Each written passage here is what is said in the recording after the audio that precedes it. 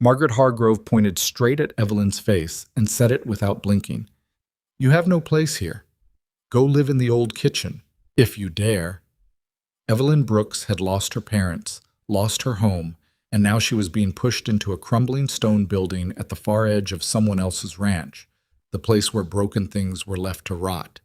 But they miscalculated one thing. This woman does not break. Hit like if you believe the person everyone writes off can change everything. Comment the name of your city. I want to know how far this story has traveled. Subscribe to the channel so you don't miss what happens next. The morning Evelyn Brooks arrived at Iron Ridge Ranch, she carried everything she owned in a single canvas bag. One change of clothes, a folded photograph of her parents, and a small tin of dried herbs her mother had pressed into her hands the winter before she died. The bag was light. That was the part that kept catching in her throat during the 2-day wagon ride north. Not the grief itself, not yet, but the physical lightness of a life reduced to almost nothing. She had not been invited. That was the honest truth of it, though nobody said so plainly. Her mother's cousin, Margaret Hargrove, had sent a letter to the county office where Evelyn had been staying since the funeral, a letter written in the careful, distant language of obligation rather than welcome. "There is a place for you here if circumstances demand it." That was the whole of it. No warmth, no specifics, just the thin outline of a door being held open by duty rather than love. Evelyn was 26 years old, and she had nowhere else to go, so she came. Iron Ridge was larger than she'd expected. The main house sat on a rise above the valley, 2 stories of pale stone and dark timber, with a wide porch that caught the morning light. There were outbuildings stretched across the property, a bunkhouse, a grain store, 2 large barns, a smokehouse she could smell before she could see. The land itself was good land, the kind that held water and grew things without fighting you too hard. She noticed all of this from the wagon seat, the way her father had taught her to notice land. A ranch tells you everything if you listen before you talk. Margaret Hargrove was waiting on the porch. She was a tall woman, somewhere past 60, with silver hair pulled back so tight it seemed to pull the expression off her face as well. She wore a black dress that Evelyn would later learn she wore almost every day, the permanent uniform of a widow who had decided her grief was a status rather than a wound. She did not come down the steps. She stood at the top and watched Evelyn climb down from the wagon, and her eyes moved over the canvas bag with something that was not quite contempt, but was close enough to it that Evelyn felt the temperature of the greeting before a single word was spoken. "You're thinner than I expected," Margaret said. Evelyn looked up at her. "I'm well, thank you. It's kind of you to have me." "It isn't kindness." Margaret said it without cruelty, which somehow made it worse. Just a fact. A correction. "It's family obligation, and there's a difference. Come inside." The house was immaculate and cold in the way that houses are cold when they're kept for appearances rather than living. Every surface had its object, every object had its place, and nothing in any of it suggested that anyone had sat down and let their hair fall loose or left a cup in the wrong spot. Evelyn followed Margaret through the entry hall, past a staircase she was not offered, and into a sitting room where 2 women who worked as household staff watched her with the specific sideways attention of people who already knew what was going to happen. Margaret sat. She did not invite Evelyn to sit. "My husband's ranch runs on order," Margaret began, settling her hands in her lap like she was about to deliver a prepared statement. "He built this place from bare ground. I have maintained it since his passing. There are rules here, and they are not suggestions. You will keep yourself useful. You will not trouble Cash, Mr. Remington, with your presence or your problems. He has enough on his mind without—" She paused, selecting her word. "Additions. Cash Remington." Evelyn had heard the name once in the letter and had assumed it referred to Margaret's deceased husband. It didn't, apparently. "I wasn't aware there was a Mr. Remington still on the property," Evelyn said carefully. "He owns it," Margaret said. "My daughter was his wife. She passed 14 months ago. He is grieving, and he is busy, and you will give him a wide berth. Do you understand?" "Yes, ma'am." "Good. Now." Margaret folded her hands. "I want to be plain with you, because I find plain speech saves everyone time. We do not have a position for you in the main house. The household staff are established and have their routines, and introducing someone new at this stage would create disruption I'm not prepared to manage. She let that sit for a moment. There is a kitchen building at the far edge of the east pasture. It was used for large-scale preservation work 20 years ago, before the current cook came on. It has been empty since. I have arranged for a cot and some basic supplies to be placed there. Evelyn kept her face neutral. She was getting practice at that. You want me to live in an outbuilding, she said. I want you to have a place that is yours, Margaret said, and the way she said it almost made it sound reasonable. Almost. You'll take your meals with the outdoor staff. You'll find your own way to be useful. If the arrangement doesn't suit you, she left that sentence open because they both understood what it held. Evelyn picked up her canvas bag. I'll find it myself, she said. The East Pasture kitchen. Margaret blinked. She'd expected something, argument, or tears, or gratitude. The calm refusal of any of those options seemed to catch her sideways. The foreman can show you. I'll find it, Evelyn said again, and she walked back through the cold, immaculate hallway and out the front door and down the porch steps and across the yard, and she did not let her face change until she was certain no one was watching. The stone kitchen was worse than she'd imagined and better than she'd feared, which she decided to count as a point in her favor. The building itself was solid. Whoever had built it to last. Thick walls and a proper chimney and a floor of flat stone that had held up without cracking. But 20 years of disuse had layered everything in grime, and something had nested in the far corner, Stoen. She couldn't tell yet what kind of something, and 2 of the window shutters were hanging off their hinges, and the large iron stove in the center was coated in rust that made her chest tighten a little when she stood in front of it. She set her bag on the cot someone had placed near the wall. The cot had one thin blanket. She sat on it for exactly as long as it took her to count to 10, and then she stood up and started taking stock. The shelves along the back wall were empty except for dust and 3 cracked crocks. The work table was solid oak, warped slightly from moisture, but structurally sound. There was a well just outside the back door, and when she cranked the handle and lowered the bucket, the water that came up was clear and cold and tasted clean.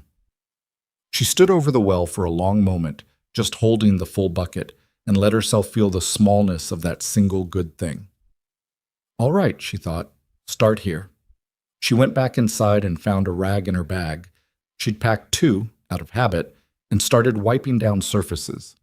It was late afternoon. She worked until the light failed, and then she found enough dry wood stacked against the outer wall to start a small fire in the stove, and she lay down on the cot, still dressed, and listened to the prairie wind come through the gap in the shutters. She did not cry. She was past that particular threshold, had crossed it somewhere during the 3 weeks after her father's funeral, when she'd learned that the house was mortgaged, that the debts were total, that there was nothing. Grief had gutted her clean, and what was left was something quieter and harder. She lay in the dark stone kitchen at the edge of someone else's ranch, and she thought about her mother's dried herbs still packed in the tin, and she thought about the stove and whether the rust was surface or deep, and she went to sleep before she finished deciding. The next 2 weeks were the loneliest of her life, and also the most clarifying. She learned the property by walking it. Every morning before the ranch came fully awake, out along the east fence line and back, mapping it in her head. She learned where the kitchen garden had been, identifiable by the ghost of raised beds gone to weeds, and she learned what was still growing wild there. Sage, some struggling thyme, a tangle of what turned out to be chives so old they'd gone half feral, but were still green and sharp when she cut them. She learned that the smokehouse 30 yards north of her building was used only sporadically, that the man responsible for it came twice a week and did adequate work, but nothing more. She learned that the ranch's supply wagon came from town every 2 weeks, and that the loads it came back with seemed thin for the size of the operation. She kept notes. Her father had been meticulous about records. He'd run a modest cattle operation for 20 years before illness took him, and he'd insisted Evelyn learn the ledger side of the work alongside the physical side. So she had a small notebook in her bag, and she started filling it. Not with complaints or observations about her treatment, but with numbers. How much wood was stocked versus how much the season would need. What the kitchen garden could produce versus what she was watching get purchased. the rough gap between what should have been in the supply wagon and what actually was. She wasn't looking for trouble. She was just counting. It was the only way she knew how to think clearly. The ranch hands left her alone, mostly. A few of them watched her with open curiosity. The woman who'd been parked in the old stone kitchen, doing God knew what with herself. One of them, a weathered, older man named Dewey, who managed the livestock rotations, stopped her on her fourth morning walk and asked her flat out what she was up to. "Trying to understand the operation," she said. He looked at her for a long moment. "You the cousin? Margaret's cousin?" "Distant relation." He nodded slowly, the way men nod when they're deciding how much to say. "Stone kitchen work out all right for you?" "Getting there," she said, which was technically true. She'd gotten the stove functioning. The rust had been surfaced. The windows were repaired. She'd found a store of old canning jars in a crate under the work table and spent 3 days washing them. Dewey looked at the building behind her, then back at her. "She put you out there on purpose, you know," he said quietly. "Not because there wasn't room." "I know," Evelyn said. He seemed to decide something. "Smokehouse gets an elk carcass brought in Thursday. They'll only process about half of it, right? Waste the rest, most likely. If you wanted to watch and maybe help." Evelyn looked at him. "I know how to smoke meat." "I didn't say you didn't." He turned and walked away and didn't look back. Thursday, she was at the smokehouse before the carcass arrived. The man who ran the smoking operation, a taciturn young ranch hand named Eli, looked at her with suspicion, and then, when she picked up the trimming knife without being invited and started working the secondary cuts he would have discarded, with something closer to relief. They worked without speaking for the most part, and by the end of it she had salvaged 32 pounds of usable meat that would otherwise have been left to the dogs. She walked back to her kitchen with her arms full and her mind already on the canning jars. Margaret Hargrove came to the stone kitchen exactly once in those first 2 weeks, and the visit lasted less than 3 minutes. She appeared in the doorway at mid-morning, looked at the cleaned shelves, the organized jars, the fire going in the stove with something simmering over it, a venison broth she'd started from bones, and at the notebook open on the work table, and her expression went through something complicated that she resolved into blankness before Evelyn could read it fully. "I came to see that you were settled," Margaret said. "I am," Evelyn said. She didn't stop stirring. Margaret's eyes moved to the notebook. "What is that?" "Supply tracking. I've been trying to understand what the ranch goes through in a week, so I know what I might be able to contribute." A pause. "Nobody asked you to do that." "No," Evelyn agreed pleasantly. "But I'm here, and I need to be useful, and this is how I know how to be useful." Margaret stood in the doorway for another moment. Something moved behind her eyes on not warmth, not respect, but the particular recognition of a woman who understood competence when she saw it and hadn't expected to see it here. She turned and left without another word. Evelyn kept stirring. She understood with a clarity that didn't require bitterness that Margaret Hargrove had not put her in this building to give her a place. She'd put her here because she expected the isolation and the discomfort to push her into leaving. It was the kind of cruelty that justified itself. I gave her a roof. She chose to go, and it would have worked on someone with fewer resources or with the kind of pride that needed comfort to survive. But Evelyn's pride was a different animal. It didn't need softness. It just needed something to work on. The first time she saw Cash Remington, she almost didn't realize who he was. It was the 3rd week. She was crossing the yard in the early afternoon with a basket of preserved goods for the main house kitchen. She'd started contributing supplies quietly, leaving things with the cook without making anything of it.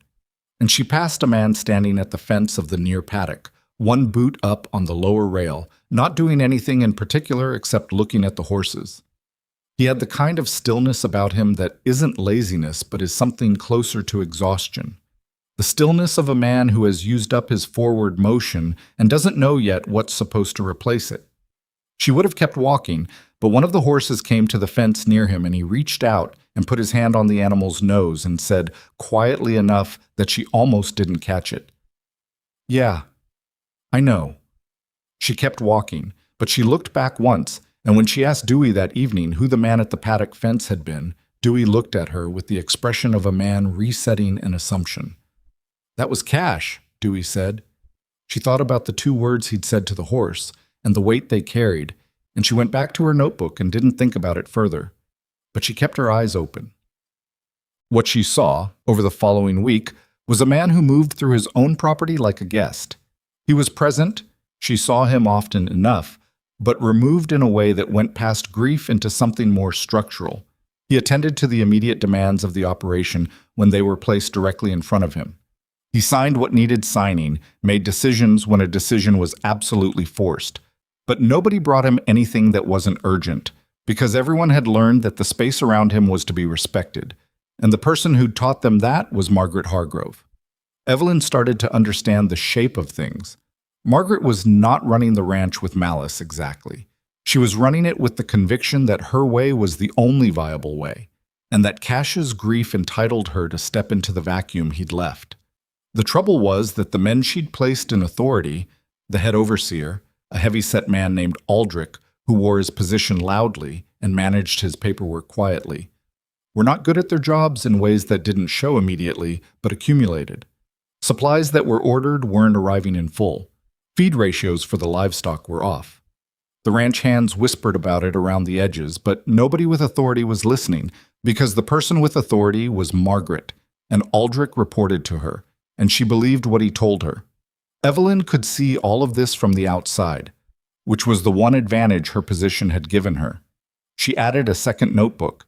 She kept it separately from the first, and she was careful about it because she understood that what she was doing could be misread. A woman without standing, accumulating information about the operation she'd been exiled from. It could look like scheming. It wasn't. It was the only way she knew how to take care of herself. If she could make herself genuinely useful here, if she could demonstrate a value that couldn't be ignored, then Margaret Hargrove's opinion of her became irrelevant. And if she couldn't do that, if she couldn't find a way to be necessary, then she needed to know what was actually happening so she could think clearly about her options. But the ledgers were damning. The gap between what Aldrich reported and what she could physically observe was too consistent to be error. She closed the notebook and stared at the wall for a long time.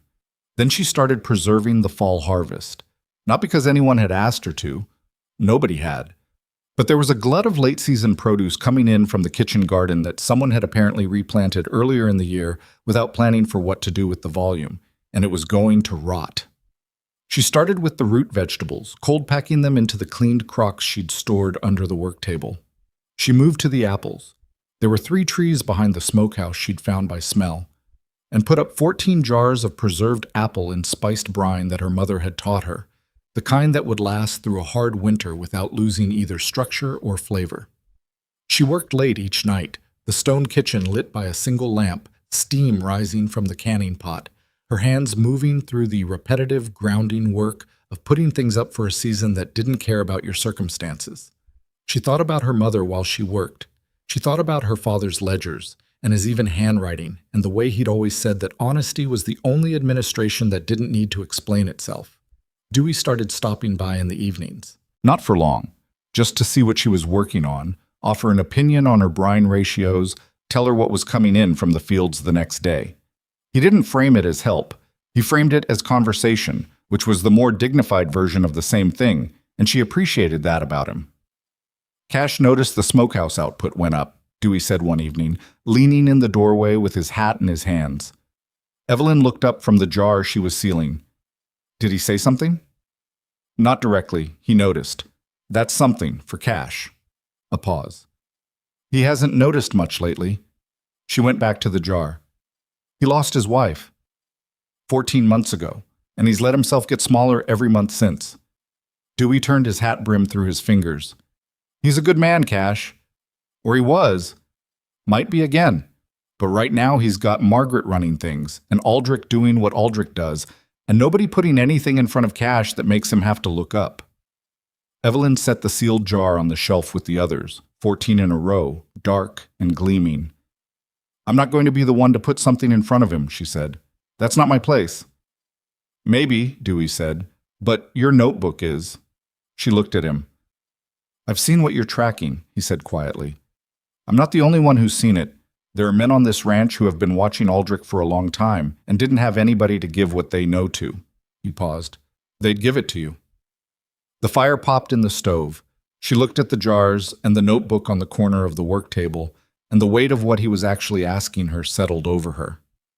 "Dewey," she said carefully, "if I write down what these men tell me and it turns out I'm right about what's happening with the supplies, and that information gets to the wrong person first, I am the one who loses everything.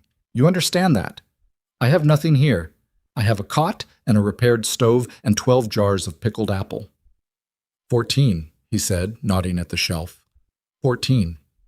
She almost smiled. "I need you to understand what you're asking." "I do understand," he said. "That's why I'm asking you and not one of the men. Because you're careful and you're honest. And because you've got nothing to lose the way you've got nothing to protect your reputation here either. Which means when the truth comes out, it's harder to say it came from somebody with a grudge." She was quiet for a long moment. "Give me 2 more weeks," she said finally, "to finish what I'm tracking, before I show anyone anything." Dewey put his hat back on his head and nodded once. 2 weeks, he said, and left. She stood in the stone kitchen after he was gone, listening to the wind come in off the prairie. The jars were solid and full on the shelf. The fire held steady in the stove she'd brought back from Rust. Outside, the ranch that had tried to make itself invisible to her went on.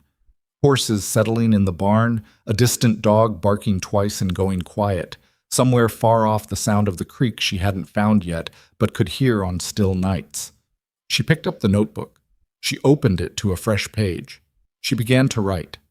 The 2 weeks passed the way hard weeks do. Not slowly, not quickly, but with the particular density of time that fills itself with work before you can feel it moving. Evelyn had not planned to keep 2 notebooks. She'd started with one, the supply tracking she'd begun in her first days at the ranch. The simple arithmetic of what came in and what should have come in, and the gap between those 2 numbers. But what Dewey's men brought her over those 2 weeks was a different kind of information.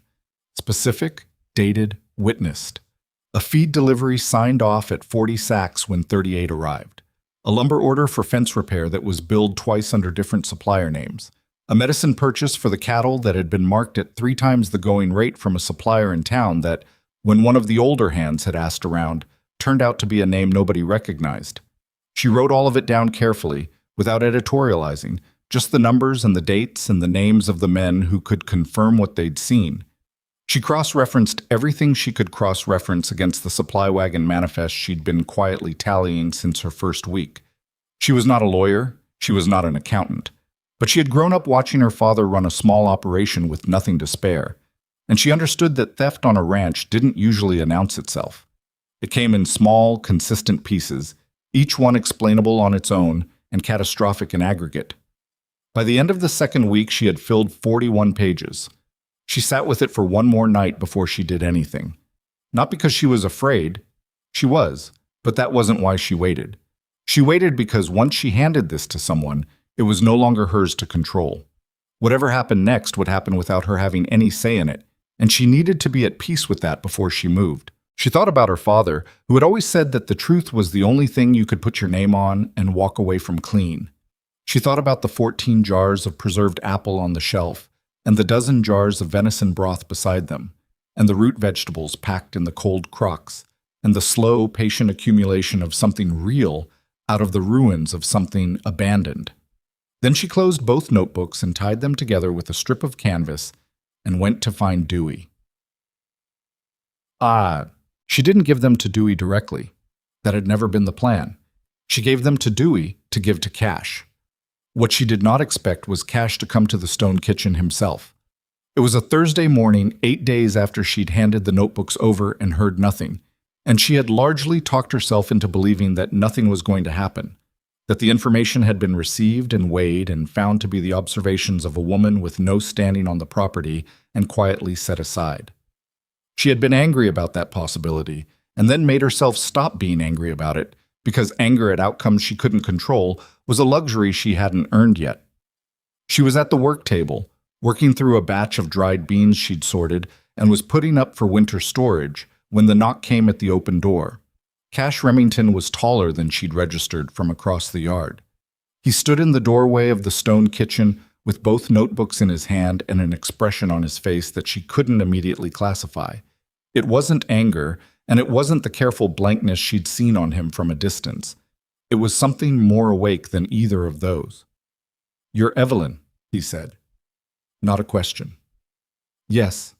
She put the beans down and straightened, but she didn't wipe her hands or fix her hair or perform any of the small adjustments that would have communicated nervousness. She'd decided that on his walk across the yard, however long ago he'd started it, he held up the notebooks. "Dewey gave me these 4 days ago. All right? I've been through them 3 times. He came into the kitchen without being invited, which she noticed but didn't comment on. He set the notebooks on her work table and stood with his hands on either side of them, looking down at the pages he'd already opened to. "Did you do all of this yourself?" "The observations in the second book came from several of the hands. I wrote them down. Everything in the first book is mine." He nodded, still looking at the pages. 43 days of records. 46 now. He looked up at that. He had dark eyes, reddish-brown the way creek water gets in autumn, and they were more direct than she'd expected. "You kept going after you handed these to Dewey." "The situation didn't stop because I'd written down part of it." He was quiet for a moment. She couldn't tell if he was processing the records or processing her, and she decided it didn't matter much either way. "How long have you been on this property?" he said. 7 weeks. He made a sound that wasn't quite a laugh. 7 weeks. He pulled back from the table and looked around the kitchen properly for the first time. The shelves, the jars, the stove, the repaired shutters. The woodpile she'd built against the interior wall. He looked at all of it with the expression of a man recalibrating something. "Margaret put you out here." "She gave me a place to stay." "She put you out here," he said again, flat, not asking for confirmation. "Yes." He picked up the nearest jar from the shelf, one of the apple preserves, and turned it in his hand without opening it. "The cook told me last week that the kitchen stores have been better stocked than any previous fall she can remember. She didn't know where it was coming from." He set the jar back. "I should have asked sooner." Evelyn said nothing. She had learned, from watching her father manage difficult conversations, that silence at the right moment was more useful than anything you could fill it with. "I need to ask you something," Cash said, "and I need you to answer me straight." "I will." "Is there anything in these notebooks that you put in to make yourself look useful? Any number you stretched? Any observation you shaded?" It was a fair question. She didn't flinch at it. "No. If anything, I was conservative because I knew someone would ask me that." He looked at her for a long moment. "Dewey said you were careful." "I try to be." "He also said you were honest, which in my experience is a thing people say about someone either because it's true or because the person has done a very good job of appearing honest, and those two things are hard to tell apart until something breaks." "That's true," Evelyn said. "So I'm going to ask you one more time. Is there anything in these books—" "No," she said, and let the single word do what it needed to do. Another silence. Cash put his hand on the cover of the first notebook and left it there. "Aldrich is done," he said finally. "I'm letting him go today. I should have done it 8 months ago. I knew something was wrong. I could feel it, and I let Margaret tell me I was looking for problems because I was grieving." He said the last word like it tasted strange in his mouth. "She wasn't wrong about the grief. She was wrong about what it was making me miss." Evelyn waited. "I need someone to manage the food stores, the winter purchasing, and the supply records until I can find a proper overseer," he said. "Someone who already knows what's in those books and can't be fooled by someone presenting the same numbers differently." She understood what he was asking.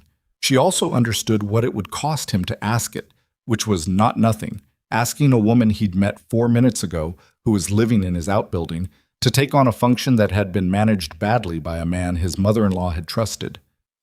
"You understand I have no formal position here," she said, "and that your mother-in-law is going to be—" "I'll handle Margaret," he said. His voice was even, but something in it closed like a gate. She looked at him. He looked back. Neither of them pretended the situation was simpler than it was. "All right," she said.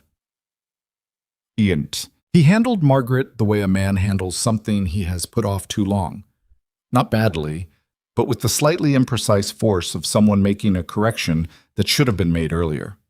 Evelyn learned the shape of it secondhand, from Dewey, who'd been outside the parlor door when the conversation happened, and who summarized it with the careful brevity of a man who was not about to repeat what he'd heard, but wanted her to know the outcome. "She's furious," Dewey said.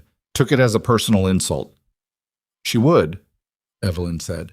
"She said some things about you, about your reliability, your motives." He paused. Cash held his ground. "Did she accept it?" Dewey's expression said more than his words. "She accepted that Cash made a decision. Whether she accepted it is a different thing." Evelyn understood the distinction. A woman like Margaret Hargrove did not lose arguments. She withdrew from them strategically, and you found out later whether you'd actually won. But she had work to do, and worrying about Margaret was a way of not doing it. The first 3 days were overwhelming in the specific, unglamorous way that taking over a badly run operation is always overwhelming. Not dramatic, just full. She sat with the cook, a tired, competent woman named Rose, who had been quietly managing around Aldrich's interference for 2 years, and went through every supply contract currently in place. She found 3 that were billed at above-market rates, and 2 that listed suppliers she could find no physical address for. She flagged them and gave Cash the list and let him make the calls. She renegotiated the flour and grain contracts herself, because Cash had told her to, and because it was faster than waiting. She was not good at the social part of it. She was direct where a more experienced woman might have been charming, and the first supplier she met with at the ranch gate spent 20 minutes talking past her before he understood she was the one making decisions. But she got the price she needed, and she came back to the stone kitchen that evening and wrote it in the ledger and did not tell anyone it had been uncomfortable. She kept living in the stone kitchen. Nobody moved her to the main house, and she didn't ask. There was something about the building that had become hers in a way she hadn't expected. Not comfort, exactly, but something more durable than comfort. She'd made it work with her own hands, and it had answered her, and the relationship between them felt real in a way that a room in the main house assigned to her by circumstance would not have. Rose started stopping by in the evenings the same way Dewey had. Different reasons. Rose wanted to talk through menus and winter planning, practical things, but the same quality of company. A person seeking out her doorway because it had become the kind of place that people sought out. Evelyn wasn't entirely sure when that had happened.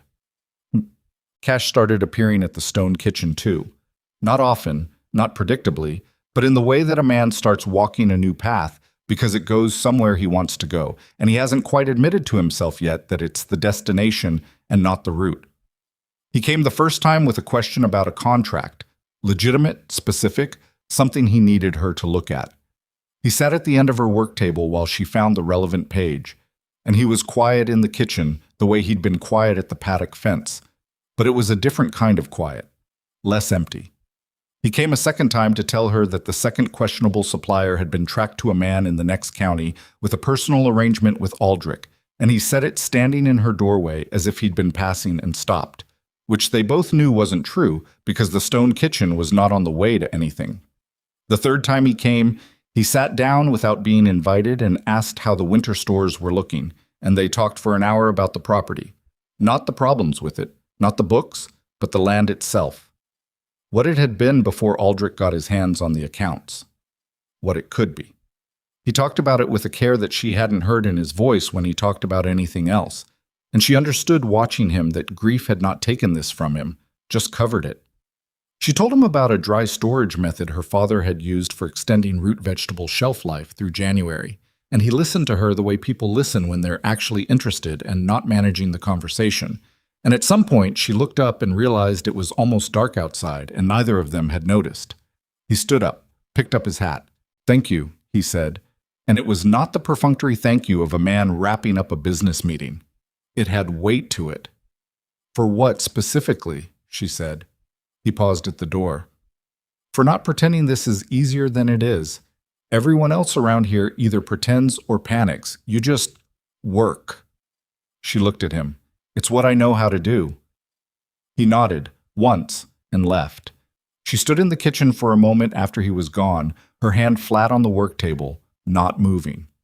Margaret Hargrove did not attack directly. That was not her method. What she did was start asking questions. The kind of questions asked in front of other people, at the dinner table, in conversation with neighboring ranch wives who came to call. Casual, concerned questions about the new arrangement. Whether it was appropriate for a woman of unclear background to have access to the ranch's financial records. Whether Cash had considered how it might look to the community. A young widow, well, she wasn't exactly a widow, was she? More of an, well, a young woman managing a single man's household purchasing. These were questions asked not to be answered, but to plant something, and they planted it effectively because that was what Margaret was good at.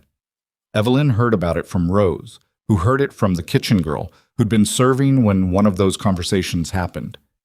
She sat with it for a day. Then she went to Cash.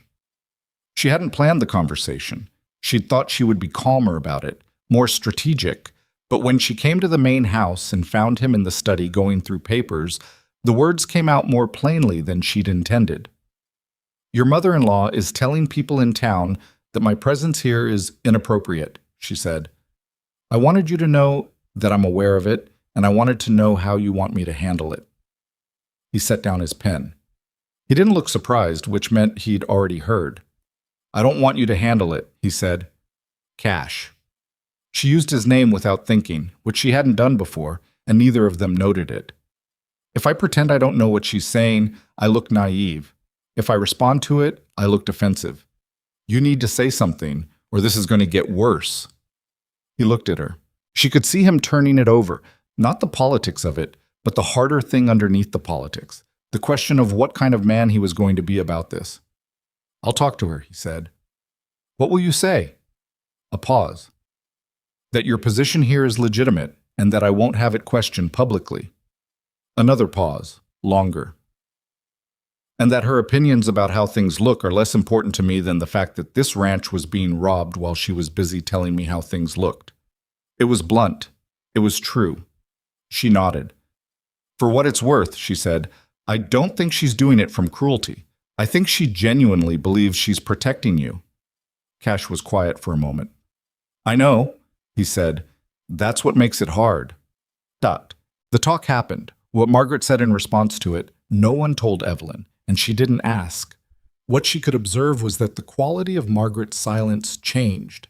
It became more deliberate, which was not the same as acceptance but was at least containment. What also changed in the weeks that followed was the ranch. Not dramatically, not all at once, but the way a room changes when someone opens the windows. There was more air in the place. Ranch hands who had been managing around the bad supply situation for months now had what they needed when they needed it. The livestock feed ratios were corrected. A fence repair that had been deferred for a full season because the materials kept disappearing from the order was finally completed. Small things, practical things. But they accumulated, and people noticed that they accumulated.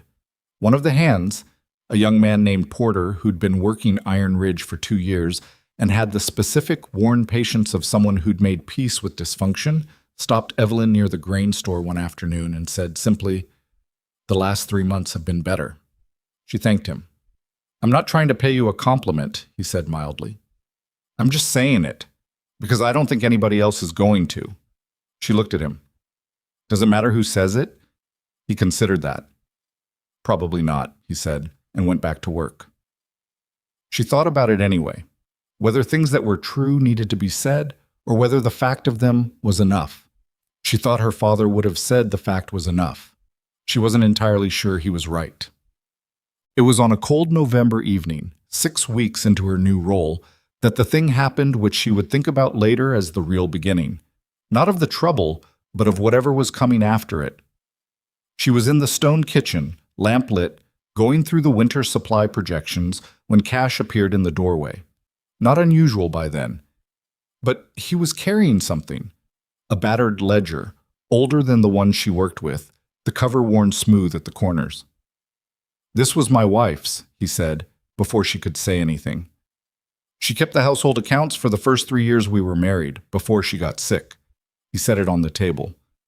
"I thought you might, I don't know. It might have records you'd find useful, old supplier contacts, pricing from better years." She looked at the ledger on the table between them. She understood that this was not really about supplier contacts. "Thank you," she said carefully. He put his hand on the cover for a moment, the same way he'd put his hand on her notebook that first morning, like touching something to verify it was real. "She would have liked the stone kitchen," he said. "She always said the property was too formal, that the main house felt like a museum." He lifted his hand. "She would have liked you, I think. She didn't have much patience for performance, people saying the right things and meaning the wrong ones." Evelyn didn't say anything for a moment. Outside, the wind moved across the prairie, the particular sound it made in November when the cold came with it. "How long was she sick?" Evelyn asked quietly. 8 months? She knew almost from the start that it was going to go the way it went. His voice was even, the evenness of a man who had told the facts of it before but was still working out how to carry them. "She spent those months making sure I knew what she knew about the ranch, practical things, which men to trust, where the problems were. She was smarter about the operation than I ever gave her credit for." He stopped. "I didn't do anything with what she told me. After." Evelyn looked at him. "You're doing something with it now," she said. He was quiet for a long time. The lamp held steady between them, and the books were spread across the table. And outside, Iron Ridge went on the way it had been going on, imperfect, recovering, stubbornly alive. "Yeah," he said finally. "I suppose I am." He left shortly after that, and she pulled the old ledger toward her and opened it. The handwriting inside was small and precise, and the records were meticulous in a way that felt immediately familiar. The same attention to the gap between what was promised and what arrived, the same habit of checking and checking again. She sat with it for a long time. She thought about what Cash had said, that his wife would have liked her. She didn't know what to do with that exactly. It wasn't a romantic thing, and she understood that. It was a man reaching across his grief to say something true, and it had landed somewhere in her chest and stayed there. She turned another page in the ledger and kept reading, and didn't stop until the lamp burned low. The ledger Cash had left with her became, over the following weeks, something she returned to the way you return to a conversation that hasn't finished yet. It wasn't sentiment, or not entirely. The practical value was real. His wife, whose name she learned from the inside cover was Clara, had documented supplier relationships going back 8 years, and the pricing records from those earlier years gave Evelyn a baseline she hadn't had before. She could see with more precision now exactly when the drift had started. Not with Aldrich from the beginning, but gradually. A slow erosion that had started small and accelerated as Margaret's oversight became more about management of appearances than management of the actual ranch.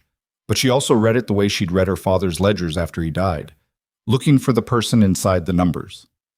Claire Remington had been meticulous the way a person is meticulous when they love what they're recording.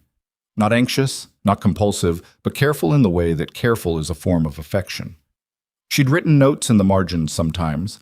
A supplier who was slow but reliable, a delivery driver who always came in bad weather without complaint and deserved a good word. Small observations, human ones, not required by the accounting but placed there anyway. Evelyn thought about what Cash had said. She would have liked you. She thought about it more than she'd intended to. She closed the ledger and put it on the shelf above her work table, where she could see it.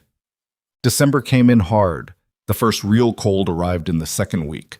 Not the soft chill of November, but the definitive cold of a Montana winter, announcing itself without apology. The stone kitchen held warmth better than she'd expected, thick walls and a stove she'd learned the particular rhythms of. But mornings were difficult, and she took to banking the fire before sleep and rising early to rebuild it before the temperature in the building had dropped too far. She did not complain about this to anyone. What she did do was calculate, with some care, whether the ranch's wood supply was going to hold through February if the winter ran long. It wasn't. She brought the projection to Cash quietly, without drama, just the numbers and the gap, and he authorized a second cutting team within the week.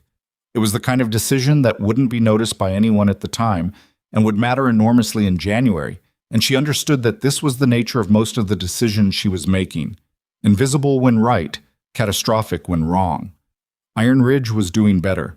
That was the truth of it, and she let herself see it plainly without overselling it to herself. The ranch hands had the supplies they needed. The livestock were going into winter in better condition than the previous year, according to Dewey, who expressed this by saying cattle look better in the same tone another man might use to announce a miracle. Rose had stopped carrying the particular set of her shoulders that she'd had when Evelyn first arrived, the braced posture of a woman expecting to be told something was missing again. And Cash was changed was not quite the right word because changed implied completion, but he was changing. The stillness he'd had when she first saw him at the paddock fence was still there, but it had become less like exhaustion and more like thought. He was present in his own ranch in a way he hadn't been. He sat at the dinner table with the hands some evenings. He walked the property in the mornings, not just the paths between the house and the barn, but the outer fence lines, the places that took effort to reach. She saw him on those morning walks sometimes. They'd nod or occasionally exchange a few words about something practical and go their separate directions. It was a companionable routine that neither of them had acknowledged as such. None of this escaped Margaret Hargrove's attention. Well, the man arrived at Iron Ridge on a Thursday in mid-December, and Evelyn didn't learn who he was until 2 days after he left. She'd seen him from the stone kitchen window, a large man on a good horse, well-dressed in the way that men are well-dressed when they want you to know they can afford to be. He'd ridden in with 2 men behind him and gone directly to the main house, and she'd noted him the way she noted most things on the property and gone back to her work. It was Dewey who told her, that Saturday evening, leaning in her doorway with the look he got when he was carrying something he wanted to put down. "That was Harlan Voss," Dewey said. She looked up. The name meant something, distantly. She'd seen it in some of the older supply records as a neighboring property. "The cattle baron. Owns the Voss Consolidated Operation, 3 Valleys East. Biggest single operation in this part of Montana.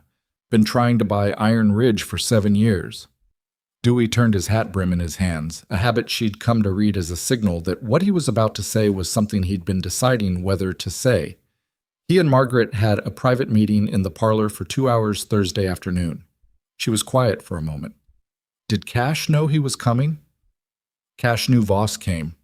He didn't know about the meeting with Margaret. Does he know now? Dewey shrugged. Told him this morning. How did he take it?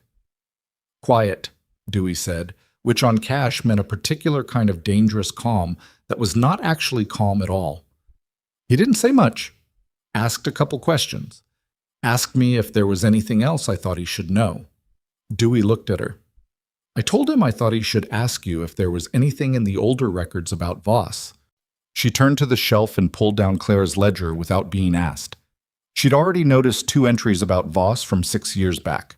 A brief record of an attempted supply partnership that had gone nowhere, and a note in Claire's margin handwriting that said simply, wants the land, not the cattle. Don't trust the offer. She showed it to Dewey. He read it and handed it back. I'll tell Cash, he said. I'll tell him myself, she said. She went to the main house that evening. Cash was in the study, and when she put Claire's ledger on the table in front of him and showed him the entry and the margin note, something moved across his face that she didn't look at too directly. He sat with it for a long moment. She knew, he said finally.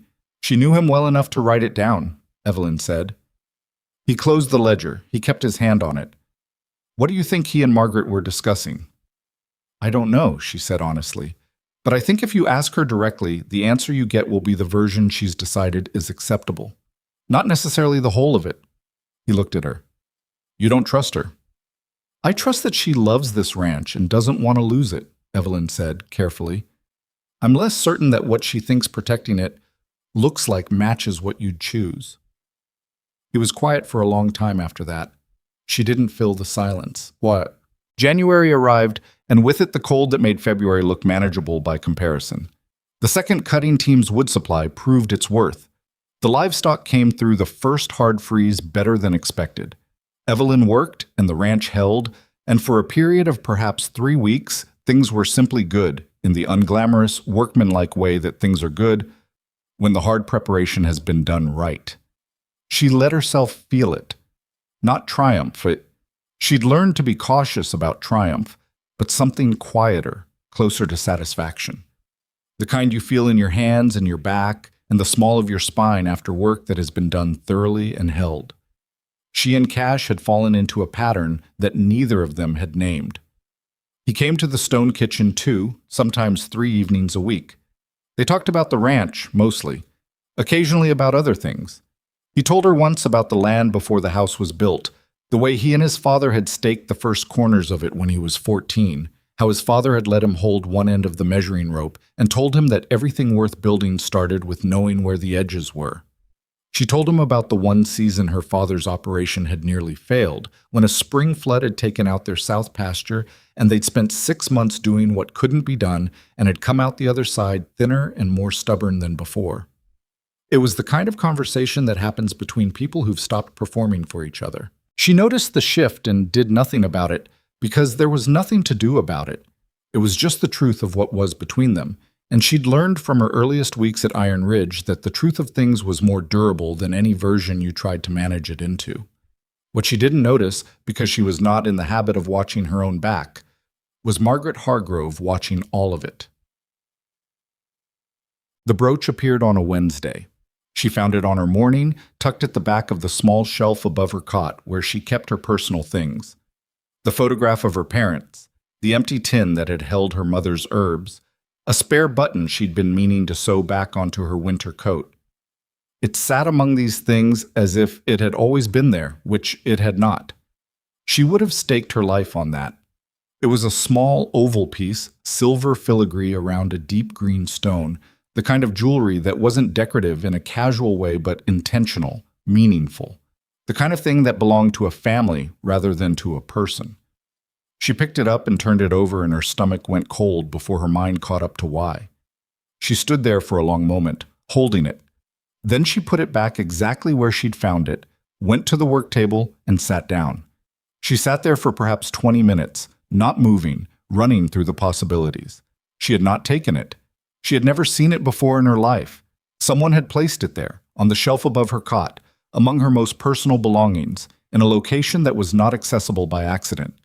You had to come into the kitchen and go to the back wall and reach deliberately to that shelf. She thought about Harlan Voss arriving in December. She thought about Margaret's 2-hour private meeting. She thought about Clara's margin note. Wants the land, not the cattle. She was still sitting at the work table when Rose appeared in the doorway, which was unusual at this hour. Rose's mornings were fully occupied with the main house kitchen. Rose's face told her before her words did. "Margaret has called everyone to the main room," Rose said. Her voice was careful, the way voices are when the person speaking has decided that careful is better than honest. "She's asking for you." "What's this about?" Evelyn said, though she knew. Rose's eyes went to the shelf above the cot. She looked at the brooch, just for a second, just a flicker, and then back at Evelyn. "It's about the brooch," Rose said quietly. "She says it belonged to her mother, that it went missing 3 days ago." Evelyn looked at her steadily. "I see." "Evelyn," Rose's voice dropped further, "I want you to know I don't believe—" "Thank you," Evelyn said. She stood up. She straightened her jacket and smoothed her hair back and picked up her notebook from the work table, not because she needed it, but because she'd learned that having something to hold gave you something to do with your hands when the world was trying to make you feel small. Let's not keep them waiting. The main room of the Iron Ridge house was large enough to feel formal, even under ordinary circumstances. Today it felt like a courtroom. Margaret stood at the far end near the fireplace, and her posture was the posture of a woman who has prepared for this. At her right was a man Evelyn didn't recognize, short, prosperous-looking, the kind of man who wore his respectability like armor, and behind him, hanging slightly back as if proximity to the event was something he'd been persuaded into, was Harlan Voss. He was as large as she remembered from the window, with the contained, patient energy of a man accustomed to waiting for what he wanted. The household staff were there. Several of the senior ranch hands stood along the wall, and Cash was there, standing slightly apart from everyone, arms crossed, expression unreadable in the way that had stopped meaning emotionless to her weeks ago. He looked at her when she came in, and his eyes didn't move away. Margaret began without preamble, which was the one honest thing about her approach. "My mother's brooch has been missing for 3 days," Margaret said. "This morning it was found—" She paused, and the pause was calculated. "In Miss Brooks's personal quarters." The room did what rooms do when something shocking is said plainly. A ripple of held breath, a shift of posture, the collective recalibration of what was expected to happen next. Evelyn stood in the center of it and did not flinch. "Where specifically was it found?" she said. Her voice came out steady. She was a little surprised by that. Margaret blinked at her. The directness of the question had interrupted whatever she'd expected. Tears, maybe, or denials. "I beg your pardon?" "I asked where specifically on the premises of my quarters the brooch was found." "On your personal shelf. Behind your—" Margaret's mouth compressed. "Behind your effects." "And who found it there?" Evelyn asked. "That is hardly—" "I think it's quite relevant," Evelyn said, still even. "Who went into my quarters and found the brooch on my shelf?" A small silence. The man at Margaret's right shifted his weight. "I found it," Margaret said. "I went to speak with you this morning and you were not there, and I saw it on the shelf." Evelyn turned that over. She let the room hear her turn it over. "You entered my quarters while I was absent. I went to speak with you. And while in my quarters, unsupervised, you found the brooch. On a shelf at the back of the room, above my cot, in a location not visible from the doorway." Evelyn let that sit for exactly 2 seconds. "You would need to walk to the back of the room to see that shelf." The man at Margaret's right, a lawyer, Evelyn was increasingly certain, or something functioning like one, cleared his throat. "The location of the discovery is less material than the fact of—" "With respect," Evelyn said, and looked at him squarely. "If you're going to accuse me of theft in front of the household, the location of the discovery is exactly material." "Nobody is accusing," Margaret started. "You are," Evelyn said, and said it quietly, which made it land harder than if she'd raised her voice. "You've gathered the staff, and the hands, and Mr. Voss." She looked directly at Voss when she said it, watched his expression remain carefully neutral. "And you've told everyone in this room that a piece of your mother's jewelry was found in my private space. That is an accusation." Cash moved. Not toward her, not yet. But he shifted his weight and uncrossed his arms, and every person in the room registered it. "I did not take the brooch," Evelyn said. She looked around the room slowly, at the ranch hands along the wall, at Rose standing near the kitchen door, at Dewey, who had come in at some point and was standing with his arms folded. "I have never seen it before this morning. When I found it on my shelf, where I did not put it and had not seen it the night before, I left it exactly as it was and came here at Mrs. Hargrove's request." She looked back at Margaret. "I want to ask you to search my quarters thoroughly, with witnesses present, because there is nothing else there that doesn't belong to me, and I want that on record. The brooch is—" "I want it searched," Evelyn said. "Everything I own, with witnesses, right now." Another silence. This one had a different quality. The silence of people reassessing, of the neat trajectory of what had been planned starting to veer. Margaret's face was controlled, but something behind it was working hard to stay that way.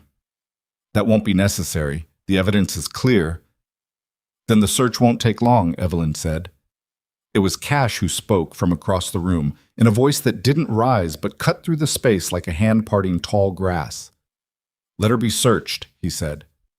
Margaret turned to him. "Cash, she's asked for it. We'll do it." He looked at Dewey. "You and Porter, go with her to the kitchen. Look at everything. Come back and tell me what you find." Dewey nodded without hesitation. The search took 12 minutes. Evelyn stood outside the stone kitchen in the December cold while Dewey and Porter went through every shelf, every crock, every fold of fabric in her single change of clothes, every corner of the room she'd spent months remaking from ruins. She stood with her hands at her sides and her notebook in her right hand and looked at the gray sky over the east pasture and breathed steadily. She thought about the brooch, still on the shelf where she'd left it. She thought about the deliberateness with which it had been placed. Not thrown in, not dropped carelessly, but positioned. Positioned to be seen by someone who would know what it was. She thought about Harlan Voss standing in Margaret's parlor for 2 hours in December, and then standing in the main room this morning with his patient, waiting energy, and the fact that 7 years of failed attempts to buy Iron Ridge meant a man with resources and an interest in finding another angle. Dewey came out after 12 minutes. Porter stood in the doorway behind him. "Nothing," Dewey said flatly. She looked at him. He looked back. Nothing, he said again. The brooch, which she didn't ask us to take, and everything else on that property belongs to her. I know that canvas bag she came in with. I know every item in it. He paused. There's nothing else there. She let out a breath she didn't know she'd been holding. They went back to the main house. She reported what Dewey said aloud in the main room to the assembled people. She did it simply and without elaboration, and then she stopped talking. The shift in the room was not dramatic. It was not the kind of shift that announces itself with noise. It was the quieter shift of a certain kind of story losing its shape, the way a river losing its bank doesn't roar. It just slowly goes somewhere it wasn't supposed to go. Margaret said, "The brooch is still there. That is not nothing." "No," Cash said. He'd moved from where he'd been standing. He was closer to the center of the room now, closer to Evelyn, though not right beside her. "It's not nothing. It's a question." He looked at Margaret. "How did it get there?" "I don't see how that—" "How did it get there?" he said again. Margaret held his gaze for a long moment. In that moment, Evelyn saw the whole architecture of it, the years Margaret had spent building her position here, the grief she'd weaponized into authority, the genuine belief she might have had that she was protecting something, and below all of that, the cold fact that she had made this particular choice and could not now unmake it. "I want to know," Cash said, and his voice was the voice of a man who has found the bottom of his patience and is standing on it, who placed that brooch in her room. "I want to know if Harlan Voss had any conversation with any member of this household about Evelyn, or about the ranch's financial situation in December. And I want to know why he's standing in my house this morning when I didn't invite him." The room was extremely quiet. Voss spoke for the first time. He had a measured voice, unhurried, the voice of a man who had decided that events had not gone as planned and was smoothly pivoting. "I came as a courtesy. Margaret mentioned there was a difficulty on the property, and as a neighboring—" "You came because Margaret invited you," Cash said, "which I didn't authorize, which I'd like explained." Voss's smooth voice didn't lose its smoothness. That was the thing about men like Voss. They didn't rattle. They recalculated. "I think you'll find that the situation here is more complicated than one woman's record-keeping, Cash. You've put an enormous amount of trust in someone who arrived here with nothing and has been given access to—" "She arrived here," Cash said, "because she had nowhere else to go. She's been given access to things because she earned it. And she earned it because she was the only person on this property who was honest with me when everyone else was either stealing from me or managing me." He was not shouting. He was precise, which was worse than shouting, and the room felt it. "She found the theft. She fixed the stores. She gave me back numbers I could believe." Voss tilted his head slightly. "And that doesn't concern you. That she arrived with nothing and within weeks had made herself indispensable to—" "It concerns me," Cash said evenly, "less than the man who's been trying to buy my land for 7 years showing up on a morning when my household has been arranged to look like my employee is a thief." The word landed. Evelyn watched Voss absorb it without flinching, watched the calculation happen behind his eyes. How much to push, what the cost of pushing further was. He decided against it. "I think," he said, adjusting his coat, "that this is a family matter best settled without outside observers." He looked at Margaret once, a look that contained something complex and brief, and then he moved toward the door. Evelyn watched him go. She watched the way he moved, not hurried, not rattled, just withdrawing with the same patience he'd arrived with. A man who had tried one door and found it closed and was already thinking about the next one. He wasn't finished. She knew that with a certainty that sat in her chest like a stone. What happened after Voss left was quieter, and in some ways harder than anything that had come before. The staff and hands dispersed. Dewey stayed until Cash dismissed him with a nod. The man she'd identified as a lawyer or legal associate of Voss's left without speaking to anyone. And then it was Cash and Margaret and Evelyn, and the fire in the main room's grate, and the weight of everything that had just happened settling over all three of them like weather. Margaret was the first to speak. She had not moved from her position near the fireplace. She looked, for the first time since Evelyn had known her, like someone who had spent all her strength on something and could not immediately find more. "I made a mistake," she said. She said it the way she said most things, without softness, but also, Evelyn noticed, without looking away from Cash when she said it. I believed he was trying to help. Cash looked at his mother-in-law for a long moment. Did you put the brooch in her room? He said. Silence. Margaret. I let him in, she said finally. Her voice was quieter than Evelyn had ever heard it. He asked to speak with me, and I let him in, and I told him too much about the situation here, about our position, about the accounts. I thought he was trying to help me understand whether my concerns were... She stopped. She pressed her lips together. Someone went into her quarters. I don't know who. I want you to believe that I didn't place the brooch there myself. Evelyn looked at the woman, at the set of her jaw, at the hands folded at her waist, at the absolute stillness of a person who has done something they can't fully account for, and has the dignity not to pretend otherwise. She believed her. She wasn't certain that believing her was wise, but she believed her. I believe you, Evelyn said. Margaret looked at her. It was perhaps the first time she had looked at Evelyn directly without filtering the look through a role, not as the relation she'd been obligated to take in, not as the interloper who'd been given too much authority. Just looked at her. You shouldn't, Margaret said. After what I've allowed this morning, I know what you were trying to protect, Evelyn said. I don't agree with how you've done it, but I understand it. Something shifted in Margaret Hargrove's face.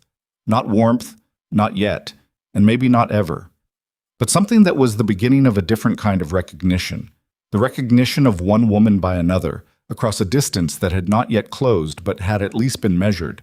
Cash said nothing during this. He stood between them and let it happen, which was, Evelyn thought, the right instinct even if he didn't know why he had it. That evening she sat alone in the stone kitchen for a long time. She was not shaken. She checked herself carefully and found something else, something harder to name. A particular kind of clarity that comes after you've been tested and held your shape. She'd known, standing in that room, that she had one resource available to her, the truth stated plainly, without embellishment. She'd used it. It had worked this time because Cash was there, and because Dewey's search had confirmed what she'd said, and because Voss had slightly overplayed his hand. But Voss was not done.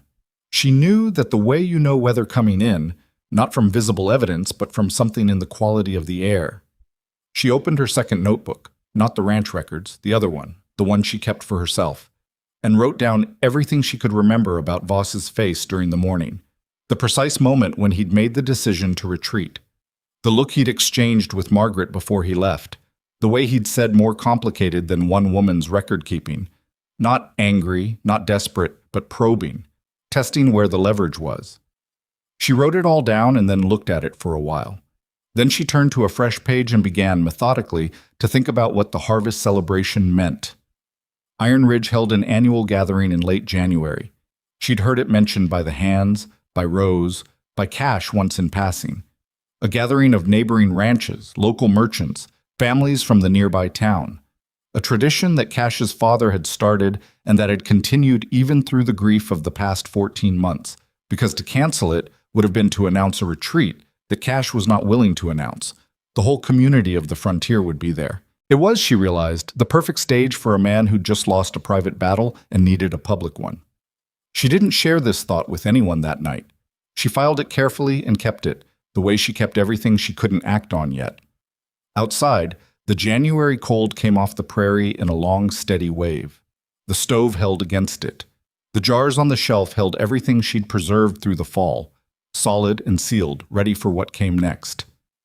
She closed the notebook. She thought about Cash standing in that room and saying she earned it in front of everyone without hesitating, and the particular complicated feeling that had moved through her chest at that moment, that she had not named and was not going to name just yet. She thought about Claire Remington's neat margin note. Wants the land, not the cattle. Don't trust the offer. She thought about the harvest celebration, 3 weeks away, and Harlan Voss's patient, recalculating eyes. She banked the fire and lay down on her cot in the dark and stared at the ceiling of the stone kitchen that had been meant to break her and had instead become the most solid thing she'd ever built. and she let herself think clearly about what was coming without flinching from the shape of it. It was coming. She was ready.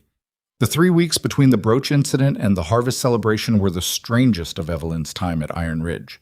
Not because anything dramatic happened in them, but because of the specific quality of calm that precedes something. She'd felt it once before, the summer before her father's first serious illness, when the days had been almost unreasonably good, and she'd stored them up without knowing why. She kept working. That was the only response she knew to uncertainty, and it was also, she'd learned, the most disarming one. People who expected you to be shaken, who had arranged for you to be shaken, didn't know what to do when you simply went back to the ledgers. The winter supply situation was stable. The cattle were holding well through the cold. She'd renegotiated 2 more contracts in January, one for salt and one for lamp oil, and the savings were modest but real, and she recorded them without fanfare. Dewey told her that word had gotten around among the neighboring ranch operations about what had happened at Iron Ridge in the fall. Not the brooch incident, the other thing, the recovery, the way the stores had turned around, the way the accounts were clean for the first time in years. People noticed that kind of thing in frontier communities, where a ranch failing or holding wasn't just business, but affected everyone connected to it. She thought about that, the web of it. All the families whose livelihoods touched Iron Ridge's operation without being part of it. The suppliers, the seasonal workers, the merchants in the nearby town of Caldwell, who depended on the ranch's regular purchasing. She'd never thought of herself as someone whose work rippled outward. She was still getting used to the idea. Cash came to the stone kitchen 4 nights that week. They talked about the celebration, the logistics of it, who was coming, what would be needed for the gathering. It was a larger event than she'd imagined, spanning 2 days, with ranching families traveling from 3 counties. She'd been quietly designated as responsible for the food stores and supply management of the event without either of them directly saying so, which was how most things between them got decided.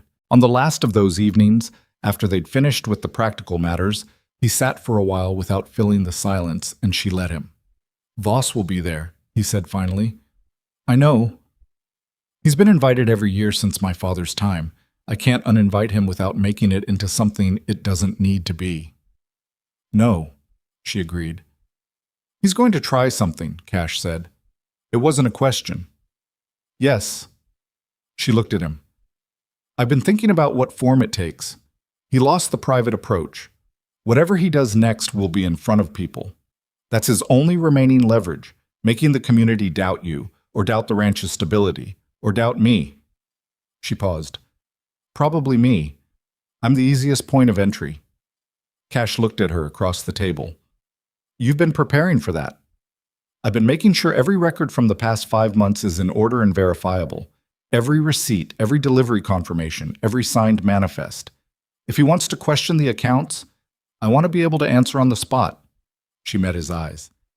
"I can't promise it'll be enough. He might come at it from an angle I haven't thought of. What do you need from me?" She thought about how to answer that honestly. "I need you to trust what you see in front of you, in the moment. Whatever he says, however he frames it, trust what you already know." He was quiet for a moment, then, "I haven't given you much reason to believe I'll do that." "You stood in that room in January," she said simply. He looked at her for a long moment. Something in his face shifted in the way it sometimes did, that quality of a man arriving somewhere he wasn't quite prepared for. He didn't say anything else about it, and neither did she, and he left an hour later. She sat in the kitchen after he was gone and thought about the fact that she had meant it, that her measure of him wasn't complicated or hopeful or wishful. It was just what she'd observed. He'd stood in that room and said she earned it, and he'd said it without hesitation. And whatever came next, she had that. The harvest celebration began on a Friday, which arrived the way significant days do, unremarkable in its morning and impossible by its afternoon. The ranch yard had been transformed by the work of 2 days. Long tables set end to end in the open space between the main house and the large barn, with canvas rigged overhead for the January cold that would set in after sundown. Wagons had been arriving since Wednesday, families from the surrounding area making the journey for what was, out here, one of the social anchors of the winter season. By mid-morning, Friday, there were close to 80 people on the property, and by noon there were more than 100. Evelyn had been up since 4 in the morning. She'd worked with Rose and the kitchen staff through the week on the food, and what came out of it was not elegant, but was abundant and solid. The kind of spread that frontier people actually wanted, that fed bodies that had been working in cold since October. There was smoked elk from the smokehouse, done properly this time. Preserved apple in the spiced brine she'd put up in the fall, which Rose had incorporated into a sauce that had made the older cook raise her eyebrows in a way that Evelyn interpreted as a high compliment. Root vegetables from the cold crocks. 3 kinds of bread. It was her stores, her records, her fall's work made physical and laid out on tables for the community to eat, and she stood at the edge of it in the early morning and felt something she couldn't name easily. Not pride, not exactly, but something adjacent to it that had her own hands in it. She wore the good dress she owned, which was dark blue and plain but fitted, and she pinned her hair back properly, and she went out among the arriving families with the specific intention of being visible rather than managing things from a distance. This mattered. She'd thought about it carefully. Voss would look for her to be peripheral, the hired woman hovering at the edges, easy to characterize as a servant elevated beyond her station. She wasn't going to give him that picture. She shook hands with arriving ranchers and their wives, answered questions about the food, introduced herself plainly. Evelyn Brooks, I've been managing the ranch's supply operations since fall, without either apology or performance. Some people were warm. Some were curious in a way that was not entirely comfortable. A few of the neighboring ranch wives, she could see, had already heard Margaret's version of her and were recalibrating on the fly. She let them recalibrate. She gave them something real to calibrate against. Cash moved through the crowd the way she'd seen him moving through his own property in recent weeks. Present, engaged, not quite at ease, but trying in a way that people responded to. He stopped to talk with families he knew. He thanked people for making the journey. He was not the closed, distant man she'd first seen at the paddock fence, and she thought the people who'd known him for years probably noticed that even if they couldn't name what had changed. She saw Harlan Voss arrive mid-morning, and she made herself look at him directly, which was the thing she'd decided to do. Not avoid him, not perform nonchalance, but simply not pretend he wasn't there. He arrived with 2 men, different ones than December's, and he made his way around the gathering with the unhurried ease of a man at a social event. He spoke with people she didn't know. He ate. He laughed at something, a real laugh or a convincing one. He did not look at her. That was when she knew the morning was just the morning, and the thing would happen in the afternoon. It happened at the 2 o'clock gathering. Cash had always held a brief address at the afternoon of the celebration, a tradition from his father's time, a few words about the year, the community, the season ahead. People gathered near the long tables for it, and the quality of the gathering shifted from social to something more formal, more intentional, the way a room shifts when someone calls it to attention. Cash spoke for a few minutes, simply about the year, about what Iron Ridge had been through and where it stood now. He was honest about the difficulty of the past 2 years in a way that Evelyn suspected was more honest than previous years' addresses had been, and the people listening responded to it, not with applause, but with the quality of attention that means a room is actually hearing something. He was finishing when Voss spoke. He didn't shout. He didn't interrupt exactly. He waited until Cash had come to a natural pause, the kind of pause that exists between a sentence and its next thought, and he spoke into it with the practiced timing of a man who had thought about exactly when to move. "I wonder," Voss said from his position at the edge of the gathering, loud enough to be heard by everyone without appearing to raise his voice, "if you'd speak to the community about the supply accounts, given the changes that have been made this year." Cash looked at him. The pause that followed was not long, but was very clear. "What about them?" Cash said. "Well," Voss turned slightly, including the broader audience in the conversation with a gesture that managed to look casual.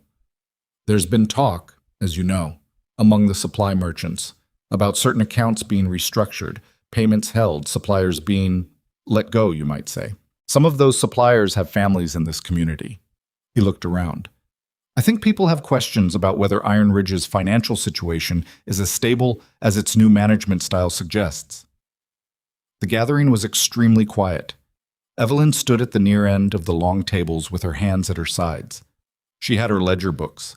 She had brought them deliberately, carried them out at noon when the formal part of the afternoon began, and set them on the table near her, which several people had noticed without knowing what to make of. She had brought them the same way her father had always said you brought a lantern into a dark place, not because you expected to need it before you went in, but because you brought it anyway. She looked at Cash. He looked back at her, and his eyes said what he'd said in the stone kitchen 4 nights ago. Trust what you already know. I'll answer that, Evelyn said. She said it clearly, into the quiet, not loudly but with enough projection that no one missed it. Voss turned toward her. His expression was pleasant and attentive, the expression of a man who had been hoping for exactly this. She picked up the first ledger from the table. The suppliers that were removed from Iron Ridge's accounts this fall were removed because they were billing for deliveries that were never made, or billing at rates that were 2 and 3 times above the going price. She opened the ledger to the first flagged page. I have documentation for every one of those decisions, dates, amounts, the names of the hands who can confirm what was and wasn't received. She looked around the gathering. If any family in this community has a member who supplied Iron Ridge and believes they were wrongly removed, I will sit down with them today and go through the records together, right here. The gathering stirred. Not toward her, not away. The particular stir of people taking something in. That addresses some concerns, Voss said smoothly. But what I'm hearing from the merchant community is more specific. There are accounts, supply accounts under Iron Ridge's operating budget, where the numbers don't reconcile, where money went out and the deliveries don't match. He pulled a folded set of papers from his coat. I have statements from 3 merchants who say they received payment requests under Iron Ridge's name for supplies they never contracted to provide. He held up the papers. A murmur moved through the crowd. Evelyn's heart did exactly 1 hard beat against her sternum. Then it steadied. May I see those? She said. Voss smiled, not unkindly, but the smile of a man playing a card. Of course. He handed them to the man beside him, who walked them to her. She took them and opened them and looked at them carefully. And as she read, she felt the particular sensation of recognizing something she'd been looking for without knowing its exact shape. The accounts listed were real Iron Ridge account numbers.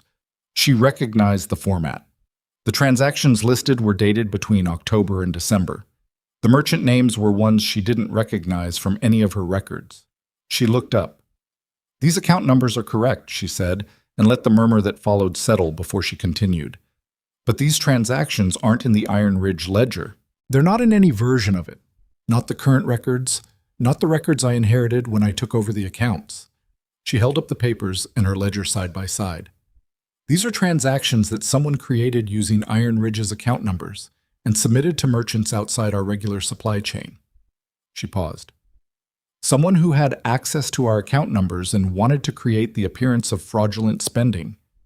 The murmur shifted. Direction matters in a murmur, and this one was moving differently. That's a convenient explanation, Voss said. Still smooth, still unhurried, but she could hear underneath it the first faint note of something being forced. It's a verifiable one, Evelyn said. Every transaction Iron Ridge made between October and December is in this ledger, and everyone has a signed delivery receipt. She looked at the gathering. I would like to ask the merchants named in those documents whether they actually received a payment request from Iron Ridge, not a document purporting to be from Iron Ridge, but an actual contact from this ranch. She looked directly at a man she'd identified earlier as a grain merchant from Caldwell, named Samuel Hart, whom she'd spoken with twice and whose delivery records were clean. Mr. Hart, you're listed in these papers as a merchant who received a payment request under our account. Samuel Hart, a heavy-set, careful man in his 50s, looked at the papers Voss had distributed and then at Evelyn. I never received any such request from Iron Ridge, he said. My last contract with this ranch was completed and settled in September, and the terms were met. Silence.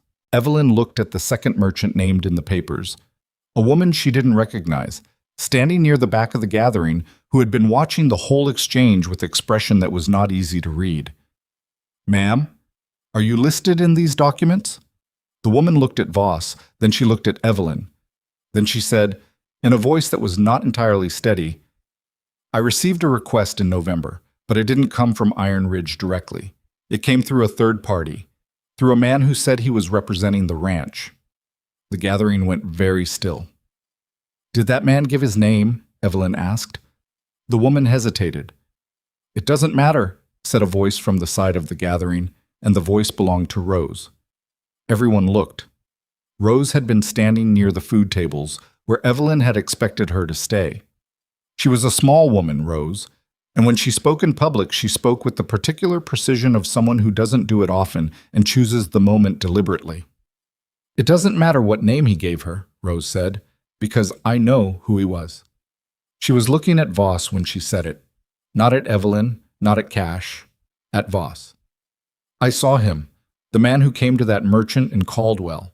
I was in town the day it happened, and I saw him go in, and I know him by sight because he used to come to the ranch when Mr. Aldrich was the overseer. She paused. He does errands for Mr. Voss. I've seen him ride out of the Voss Consolidated property twice when I've been on the Caldwell Road. The silence that followed was of a kind that changes things. Not loud, not dramatic. Just the silence of something becoming undeniable in front of a sufficient number of witnesses. Harlan Voss stood with his papers in his hand, and his expression did something she'd not seen it do before. It lost, for just a moment, its smoothness. Underneath was not panic, but a harder thing, the look of a man recalculating losses. Rose, Cash said evenly, you're certain. I'm certain of what I saw, Rose said. I don't make claims I can't stand behind. Cash turned to look at Voss. He didn't say anything. He just looked at him, and the quality of his looking did the work that words would have overstated. Voss held the look for exactly as long as a man holds a losing hand before he puts it down. Then he folded the papers. He put them in his coat. He made a small, composed movement that was the adult version of stepping back from a table.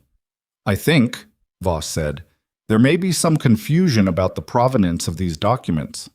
His voice was back to smooth, but the smoothness was covering something that wasn't there before. I received them in good faith. If there are errors, there aren't errors, Evelyn said. There are fabrications, and you know it. The gathering breathed. Voss looked at her, really looked at her, for perhaps the first time. Not around her, not through her, not with the assessing look of a man determining how much of a problem she represented. He looked at her with something that might, in a different context, have been acknowledgement. He left shortly after. Not quickly. Quickly would have been an admission. He made his way through the gathering, spoke briefly with two men near the barn entrance, and rode out of the Iron Ridge property with his two companions, unhurried, as if the decision to leave had been his own entirely. The gathering watched him go, and then turned back to the tables and to each other. What happened after was not a moment. It was more like a tide coming back in. People came to Evelyn in ones and twos over the next hour, not to congratulate her, most of them were too practical for that, but to ask questions about the records, to look at the pages she'd spread on the table, to satisfy themselves that what she'd said was verifiable. Samuel Hart spent 20 minutes going through the October supply manifests with her, and at the end nodded once and said, "These are good records," in the same tone that Dewey had said cattle look better, which she'd come to understand as the highest available form of frontier praise. A woman named Ida Calwell, wife of a ranching family 3 miles east, sat down next to her and said without preamble, "Margaret Hargrove told my husband in October that you were an unreliable element. I wanted you to know that, and to say that whatever she said, what I saw today doesn't match it." Evelyn looked at her. "Mrs. Hargrove and I have had a complicated start," she said carefully. Ida Calwell smiled at her with the smile of a woman who had navigated her share of complicated starts. "They usually are," she said, and got up and went back to the gathering. Cash found her at the table near the end of the afternoon, when the crowd had thinned toward the warmth of the barn, where someone had started a fire and a fiddle was playing. He stood across the table from her while she packed the ledgers back into their carrying case. "Rose," he said, "I didn't know." "I didn't either." Evelyn looked up. "She didn't tell me she'd seen Voss's man. I think she wasn't certain until she saw those papers and understood what they were for." Cash was quiet for a moment. "She's been on this property for 11 years, he said. She was here before Clara died. She was here before Aldrich. He looked toward the barn, where Rose could presumably be found, managing the remaining food with her usual tireless efficiency. I don't think I've ever properly... He stopped. She doesn't need it from you, Evelyn said, not unkindly. She needs the ranch to be what she's stayed here for. That's what you give her. He looked at her. It was the particular way he'd started looking at her in recent weeks, the way she'd been careful not to examine too closely, because examining it felt like a step she hadn't been asked to take. I don't know how you do that, he said. Do what? Say the true thing without making it either a weapon or an apology. She thought about that. I learned it from my father. It took me a long time, and I still don't always get it right. You got it right today. She looked down at the ledger case. I had the records, she said. That's what today was. The records were right, so the truth was verifiable. No, Cash said. Plenty of people have right records and can't stand behind them the way you did. That wasn't the records. That was you. She didn't answer that. She finished packing the case and set it straight on the table and put her hands flat on the surface and took a breath. What happens now, she said, meaning Voss, meaning the community, meaning the ranch, meaning, without meaning to, everything. Voss isn't done, Cash said. You know that. I know. But he's lost his footing here. Whatever he tries next, he doesn't have the community with him. He needed today to go differently, and it didn't. He paused. Margaret will know that. She's been watching all afternoon. Evelyn thought about Margaret Hargrove standing somewhere in the gathering today, watching it unfold.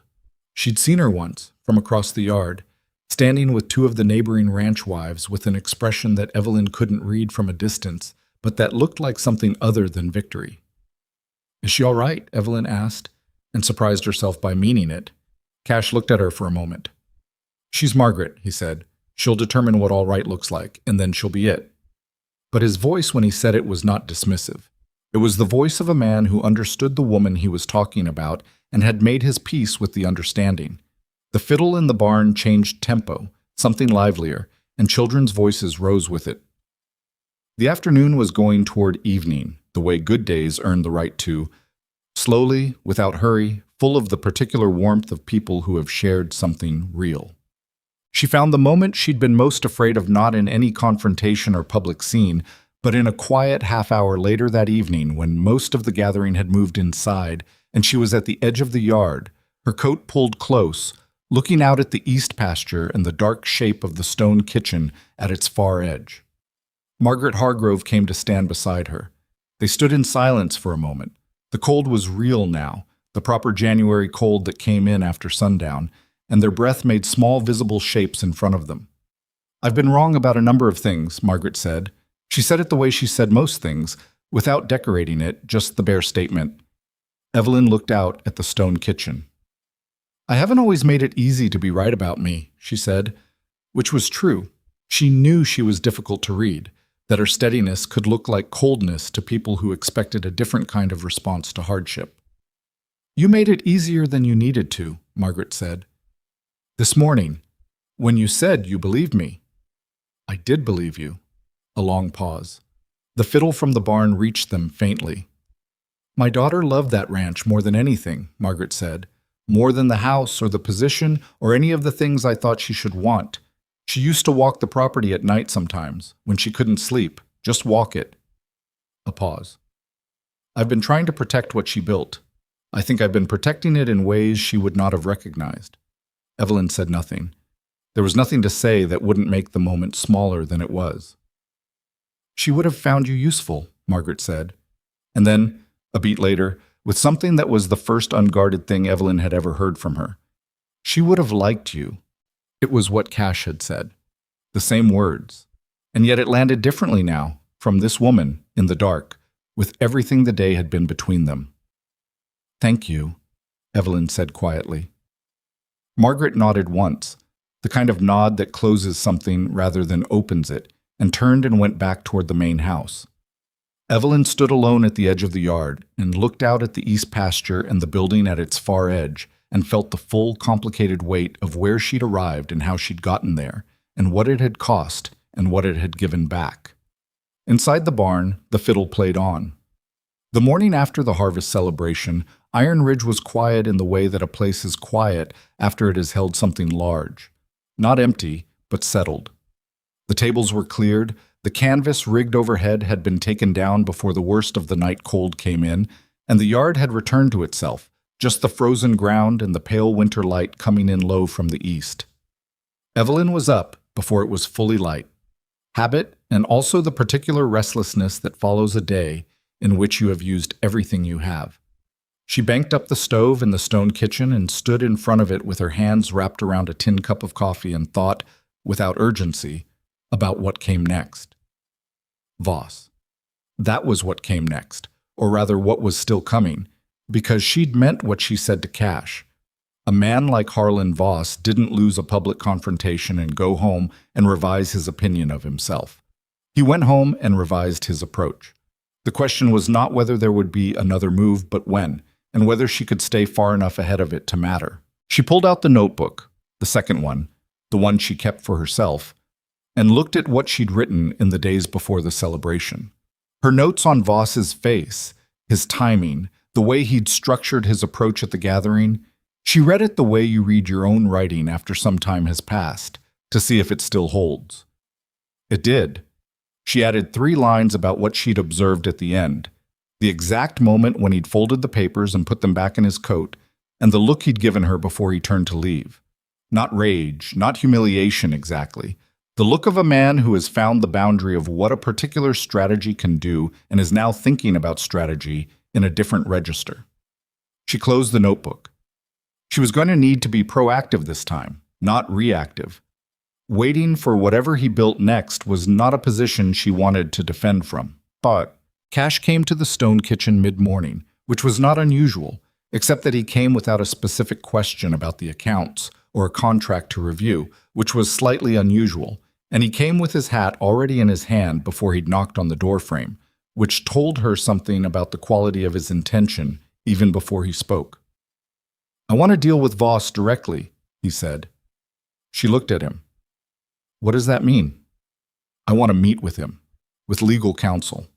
Get the fabricated documents authenticated, trace where they actually came from, and make it clear that if he makes another approach, any approach, the county sheriff is the next conversation." She thought about it carefully. That assumes the documents can be traced back to him specifically. Rose saw his man go into a merchant's office.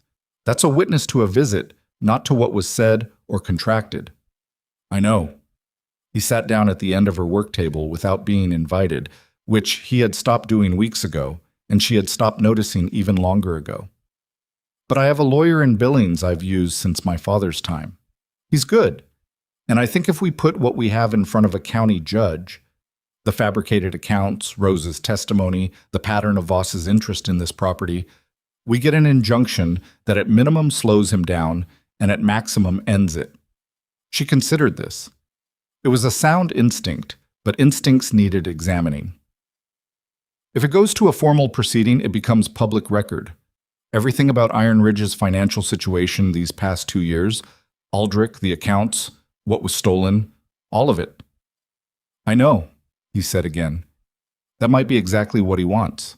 He couldn't destroy the ranch's credibility at the celebration, so he lets a legal proceeding do it more slowly. Cash looked at her steadily. "Or the credibility holds because the records are clean, because we can show what happened, what we found, and what was done about it. That's the story too, Evelyn. Not just the theft, the recovery." She was quiet for a moment.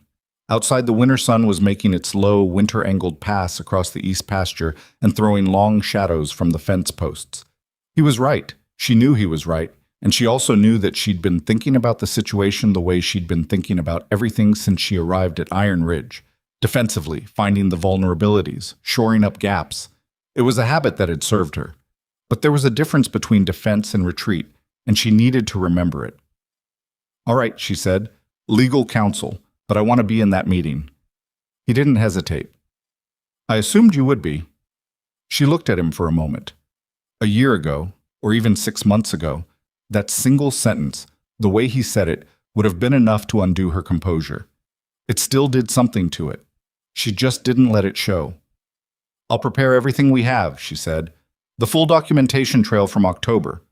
Rose's account in writing if she'll give it. The original fabricated documents Voss produced with my notations on where they diverge from our actual records.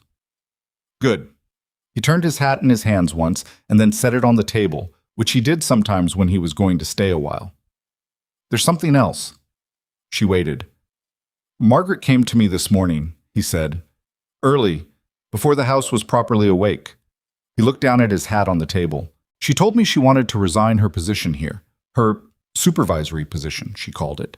Said she understood that she'd overstepped and that the ranch would be better managed without her involvement in the operations. Evelyn was quiet for a moment. What did you say? I said no. He looked up. She's 63 years old, and this is the only home she has left. Claire's gone. I'm not going to put her out because she made mistakes, especially since half the reason she made them was because I wasn't present enough to make her unnecessary. He paused. But I told her the operations are your territory. Accounts, supplies, purchasing, everything we've been working on. That's not up for renegotiation. How did she take it? She said, a brief pause, the slight compression of his mouth that meant he was choosing how to convey something accurately. She said she had observed yesterday that she owed you an apology and that she intended to make it properly. Evelyn thought of standing at the edge of the yard in the January dark with Margaret beside her and the words that had come out of the older woman without decoration. She would have liked you. That had been the apology. It had been delivered the only way Margaret Hargrove knew how to deliver anything, indirectly, through something true. She already has, Evelyn said. Cash looked at her. When? Last night, at the edge of the yard. She met his eyes. In her way. He seemed to understand that there were dimensions to this he hadn't been present for, and that it was all right not to have been. He nodded once. Then he said, I want to ask you something, and I want you to let me finish before you answer. She put down her coffee cup and gave him her attention fully. You came here with nothing, he said. You came because you had to, not because you wanted to, and you were put in this building at the edge of the property and given nothing to work with and expected to either make yourself invisible or give up and leave. He looked at the room around them. The shelves, the jars, the stove, the repaired shutters, all of it. And instead you did this. You built something here that... He stopped. Tried again. The ranch is solvent. The stores are the best they've been in 6 years. Every man on this property is working with what he needs for the first time in longer than I want to admit. And I was present for exactly none of it at the start. I was absent, and I'm not going to dress that up. Cash.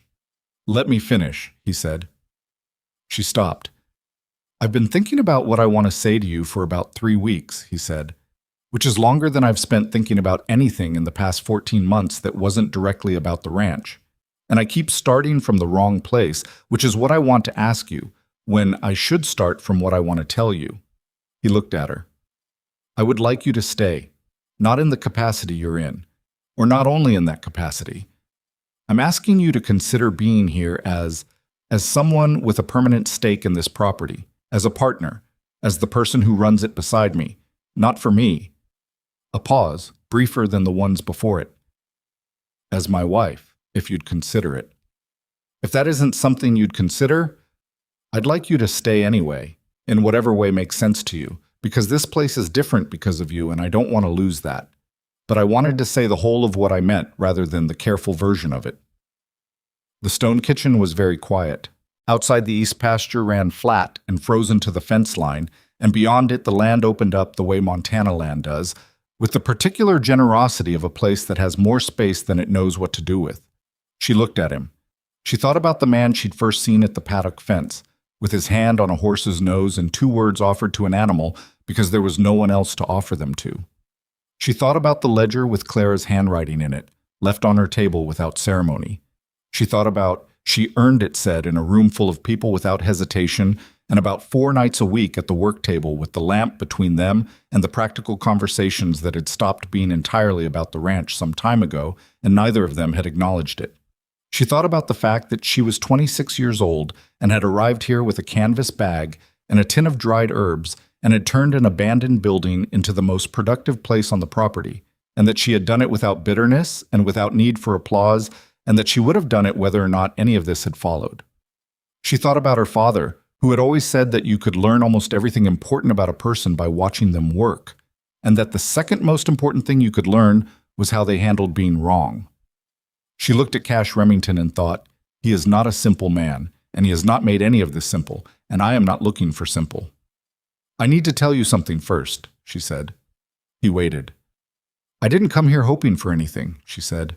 I came because I had nowhere else to go. And I want you to understand that, because I think there's a version of this where you tell yourself you rescued me, and I tell myself I'm grateful to have been rescued, and that version doesn't hold up. It collapses eventually, and it takes everything with it when it goes. I know that, he said. I don't think you do yet, she said gently.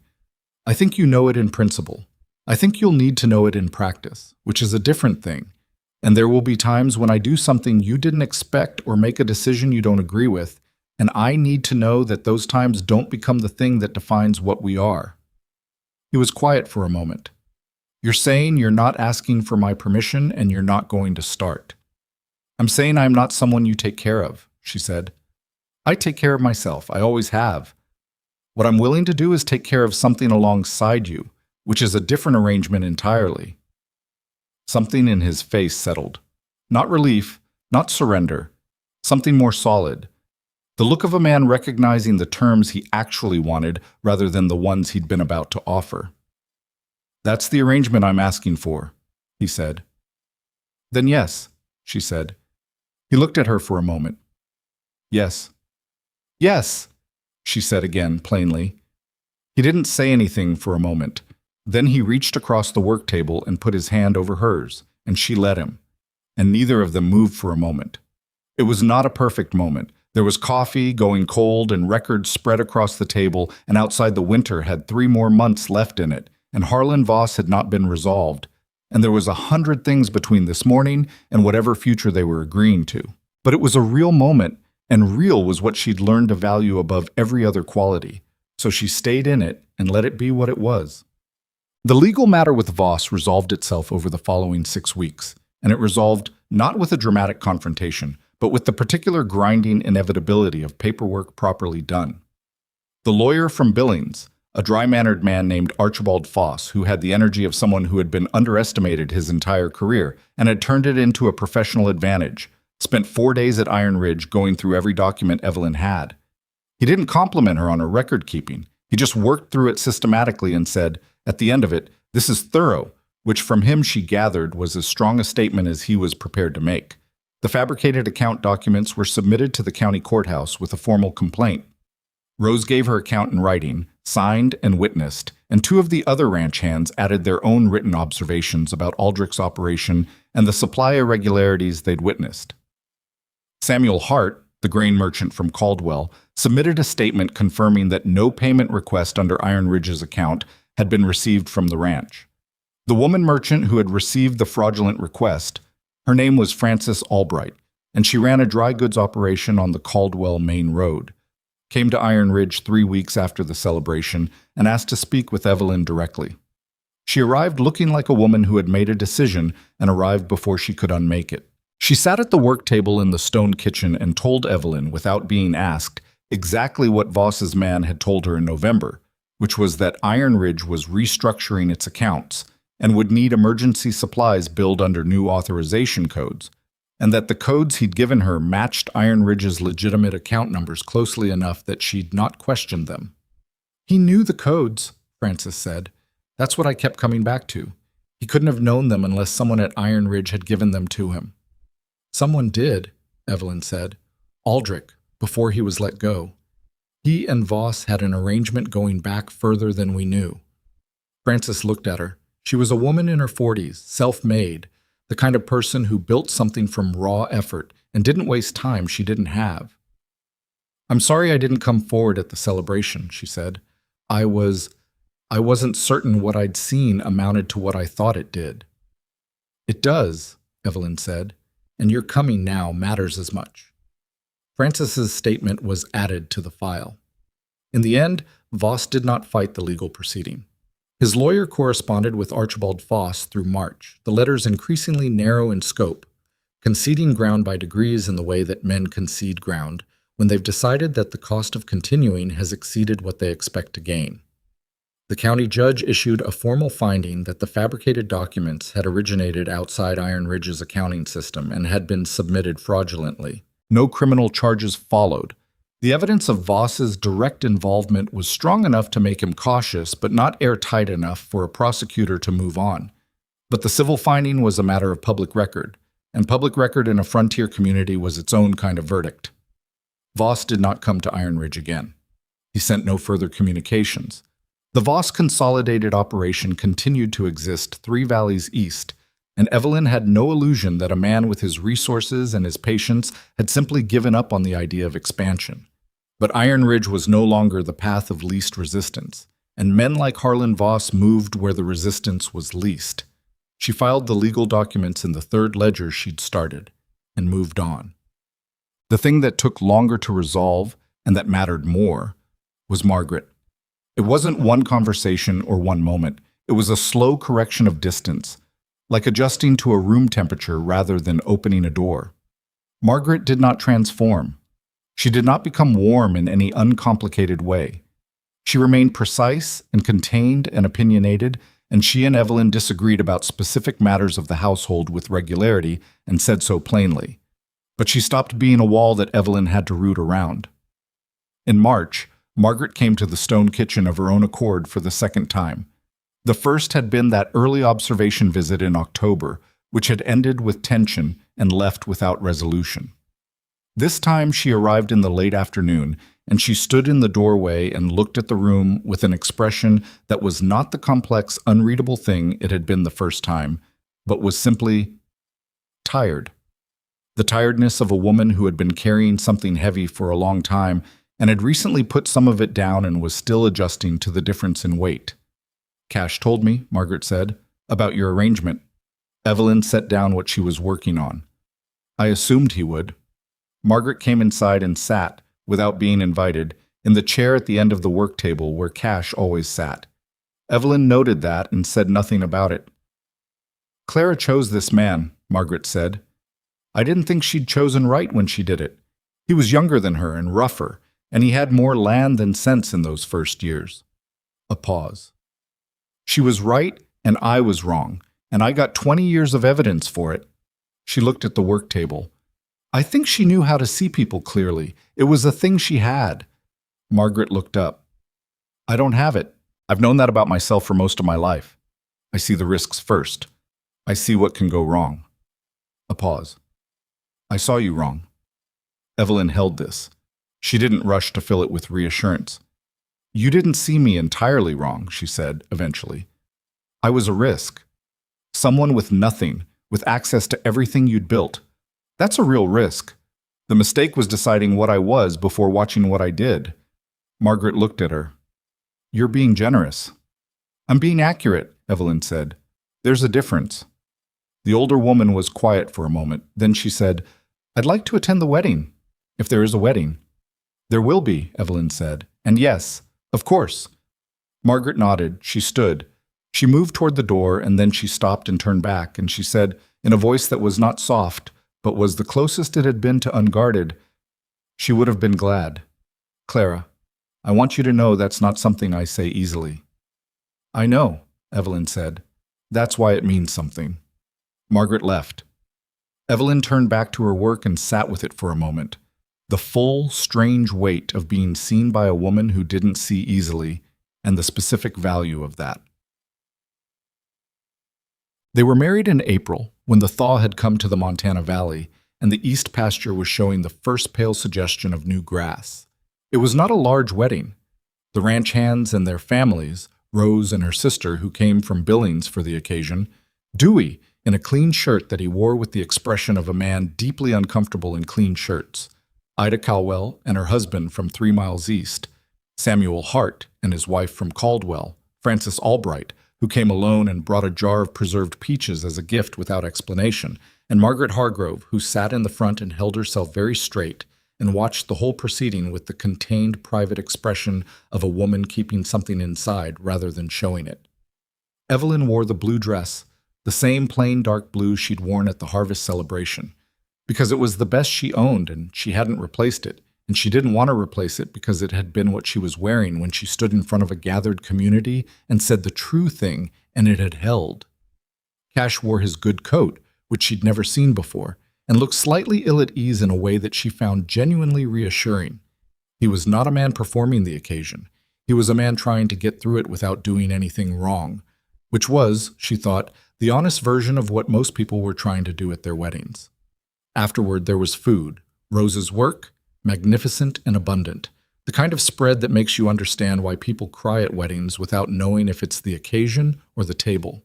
And the ranch yard was warm with April sun and the sound of children running between the adults and someone's fiddle finding its way into the afternoon. Dewey found her at the edge of the yard, which was apparently where he always found her, and stood beside her and looked at the gathering. "First time in 2 years this place has felt like itself," he said. She looked at the yard, at Cash talking with Samuel Hart, laughing at something, the real laugh she'd started hearing more of in recent months. At Margaret sitting with Ida Calwell, not warmly exactly, but not at any distance either. At Rose directing the food table with the authority of a general and the satisfaction of a woman whose work had been properly seen. "Dewey," she said, "you're the one who told me to keep going. In the beginning. You were the first person on this property who—" "I just showed you the smokehouse," he said. "You showed me the smokehouse, and you told me my notebook mattered, and you got those records to Cash." She looked at him. "You started all of it." He was quiet for a moment. He turned his hat brim through his fingers. "You would have found your own way," he said. "Took me about 2 days to understand that." "Maybe," she said, "but it would have been slower and lonelier." He made a sound that was almost a laugh. "Well," he said, and put his hat back on, which was his version of being done with sentiment, and walked back toward the gathering. She went to the stone kitchen alone that evening, after the guests had gone and the yard had quieted and Cash was inside with Margaret finishing what remained of the evening's business. She stood in the doorway for a moment before she went in. Looked at it from the outside. The thick stone walls, the chimney, the repaired shutters that didn't bang anymore, the woodpile against the outer wall, the kitchen garden that had come back to life on the south side, the first green shoots visible now in the April evening. She thought about the morning she'd arrived here, the wagon, the canvas bag, the cold formal house, and Margaret's prepared words and the walk across the property to find the building that had been chosen for her because it was expected to be the end of her. She thought about the cot, and the thin blanket and the rusty stove and the 3 cracked crocks on the empty shelves. She went inside. The shelves were full now. Not just preserved food, though there was that, the winter's work of her hands, diminished now from the harvest season height, but still solid and sufficient. But also the ledgers standing in a row, Clara's old ledger among them. The notebooks she'd filled since October, all of them, the supply records and the private ones both. The tin that had held her mother's herbs, empty now but still kept. The photograph of her parents in its folded frame standing upright on the shelf above the cot. She stood in the center of the room and understood something that she'd been approaching gradually, the way you approach a truth that's too large to see all at once. You see the edges of it first, and then one day you're standing inside it and you realize you got there without noticing the exact moment of arrival. This had not happened to her. She had not been rescued or lucky or transformed by someone else's choices. She had come to a ruined building with nothing, and she had worked steadily, honestly, without performance, because working honestly was the only administration that didn't need to explain itself. Her father's words, so many years ago, and truer now than they'd been when she first heard them. What she thought, standing in the stone kitchen in the April evening, was that dignity was not something you kept by fighting for it loudly. It was something you kept by refusing to put it down, by getting up in the morning and doing the next necessary thing, and the thing after that, without waiting for someone to acknowledge that you deserved to. You didn't have to convince the world that you were worth something. You had to know it yourself, and then work from that knowing, and eventually the world caught up or it didn't, and either way, you'd done the work, and it was real. She'd been put in this room to fail quietly and be forgotten. Instead, she'd learned what it held and what she held, and the two of them together had turned out to be more than anyone had thought to calculate. She heard Cash's step in the yard. She knew it now, the particular weight of it. And he came to the doorway of the stone kitchen and stood there the way she had a few minutes earlier, looking in at it from the outside. "I thought I'd find you here," he said. "Where else?" she said. He came inside. He looked around the room with the eyes of a man who had been in it many times and still hadn't stopped seeing it. He looked at the shelves, the ledgers, the photograph, the full and living space of it. "What are you thinking about?" he said. She looked at the work table where she'd filled so many pages, and the stove she'd brought back from rust, and the shelves she'd cleaned and filled and emptied and filled again. "I'm thinking," she said, "that I'd like to put in a second garden on the south side of the building this spring. The soil is better there than I expected, and the drainage is good, and if we extend it 12 feet east, we could run 4 rows of winter squash in addition to the root vegetables." He looked at her for a moment. Then something in his face shifted into the thing she'd come to know as his actual smile. Not the social one, not the performed one, but the small, real one that lived at the corner of his mouth and arrived without announcement. "All right," he said. "I'll need 2 good shovels and someone who knows the east drainage line." "Dewey knows it." "Then I'll talk to Dewey tomorrow."